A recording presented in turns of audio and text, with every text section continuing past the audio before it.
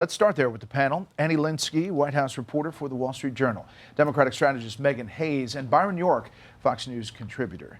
The president is obviously getting ready to make his own appointment and nomination for the Federal Reserve pretty soon, we expect, maybe after the first of the year.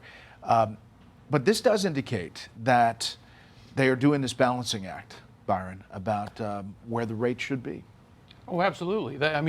There was disagreement inside the Fed, which usually doesn't happen. Jerome Powell has usually gotten everybody to agree on it, but this time they didn't, as you pointed out. And Trump has been yelling about Powell for a long time. He's a stiff.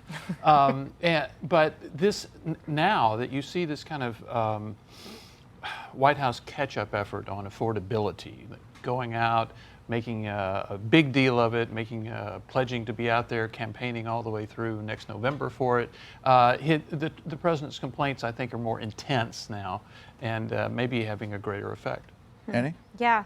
Well, look, I think when you look a little bit below the top line action that the Fed took today and think about what was driving that, there are some signs that a lot of economists that I talked to are troubled by, and that is both a softening labor market along with persistent inflation. And that's going to put the Fed in a rather difficult place as they're using kind of their one major tool and having to pick which of those two missions to focus on. And so I think that's where you saw some of the split that Byron was referring to. And you even heard, Jerome Powell talk about that himself, where he's saying on one hand you have this one issue and on the other you have another issue.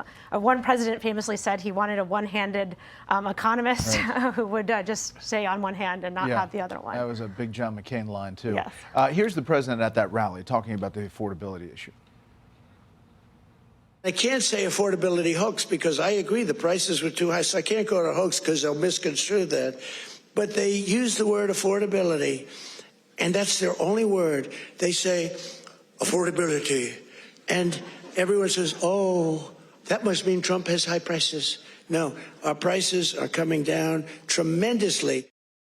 So this is the pitch he's making, Megan. And, if you look at the inflation chart, we put it up again and again, you see the big spike in the Biden years. That's the pitch that they want to focus on, even as prices maybe don't go down as fast as they want them to. Right. The problem is that prices aren't going down at all, and voters now are making... Energy's going down. Okay. And natural gas prices are going up, as they reported today. But the problem here is the voters are deciding here that they don't like what Donald Trump is selling. They don't like his economic policies. The Democrats have flipped 25 legislative seats with moderates and progressives all over the country. They've outperformed 220 out of 248 times since the election in 2024. That, to me, tells me that Democrats are making choices. Republicans and independents are also veering away from Donald Trump's failed economic policy. So it's high time he catch up to where the parties are. Yeah, and that's not wrong. In fact, down in Miami, the mayor's race there, a Democrat winning for the first time in 30 years, the first woman to be the mayor of Miami. Here's the president on that loss and recent losses, to your point. When you win the presidency, you seem to lose the midterms. Even if you win the presidency by a lot and you do a great job as president. Some presidents have done good and they've lost, I think it's like 2 times in the last many, many years it's been won. I don't know why. It doesn't make sense. Usually I can figure things out, but I don't know why, but that seems to be. But other than that, we should win because we're doing great. He's acknowledging it, Byron. Yeah. The problem that we're seeing now, we saw it a lot during the Biden times when inflation was going down.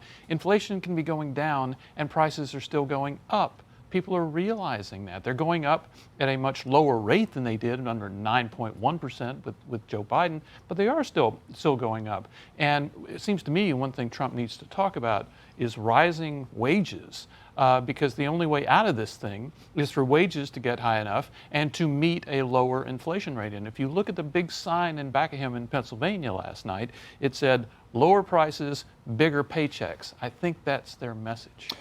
Let's talk about Venezuela for a second. This is the president coming out at the beginning of this news gathering with reporters at the White House saying, we seized a tanker. Take a listen.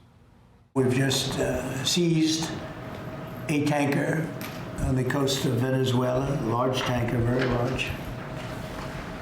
Largest one ever seized, actually. It was seized for a very good reason. Yeah, and what the reason was, Andy, is that tanker, that vessel had been sanctioned for transporting Iranian oil, and that's why they took it down. It wasn't explained in all that press back and forth. But this is an action that it seems like increasing pressure on Venezuela and Maduro, and this may move the needle even more. Oh, it absolutely is ratcheting up the pressure on Maduro, and that is the underlying result of this extraordinary action today. The timing is no coincidence. You saw that Nobel laureate, the woman who has stood up so strongly to Maduro, left the country yesterday, and that gave the United States a little bit room to do this. But this is a moment where the United States government is getting stronger and stronger on Venezuela, but has not really made a case yet to the American people about exactly why these types of things are happening. Megan? Yeah, there's been no briefing to Congress. There's been no strategy put forward. And I would just ask the question, if you can seize a tanker, why can't we seize these drug boats to see what's actually on them and prosecute the people who are shipping the drugs? And then also, they release the tape within an hour, and you can't release the tape for the double strike. So the juxtaposition here for the two incidents is really glaring, and I think Congress is noticing that. Byron? Well, it does appear that the administration went through the whole process on this. That Kash Patel put out a tweet saying we got a search warrant to do this. All of these other. And it was actually a federal judge who did the initial. Yes, they did action. that. So they really did pursue due process in this. But this is the way. If you want to put pressure on Maduro, I mean, this is the way to do it. If you're killing the drug dealers, and then you're cutting off sanctioned oil and not allowing them to use these ghost tankers to get oil out of Venezuela to China or somewhere, that will do big damage. The question is, and the Venezuelans tonight are saying this is blatant theft of this oil tanker. What does this mean for Maduro as all of this military power is there? This pressure is obviously on him, but what do you think the administration thinks is the end game here? Yeah, look, I think to Byron's point, I mean, this is sort of opening up another front on this pressure campaign against Maduro and really hitting him in his pocketbook. So you have this sort of military threat, but also cutting off this sort of oil pathway of funds is going to make it even more difficult for him to hold on to power. And that is absolutely what the administration, in my sense, is what they're trying to do. All right, panel. Thanks so much. Hey, Sean Hannity here. Hey, click here to subscribe to Fox News YouTube page and catch our hottest interviews and most compelling analysis. You will not get it anywhere else.